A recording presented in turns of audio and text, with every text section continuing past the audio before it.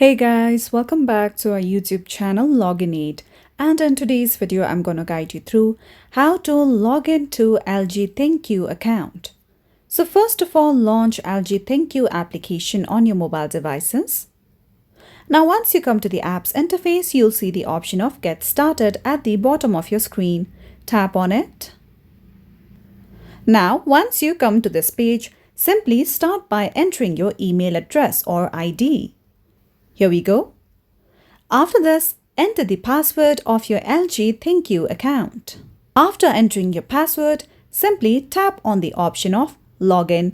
If you have connected Google with your LG ThinQ account, you can simply tap on Login with Google at the bottom as well. For now, let's tap on the option of Login. With that, you will successfully be able to log into your LG ThinQ account.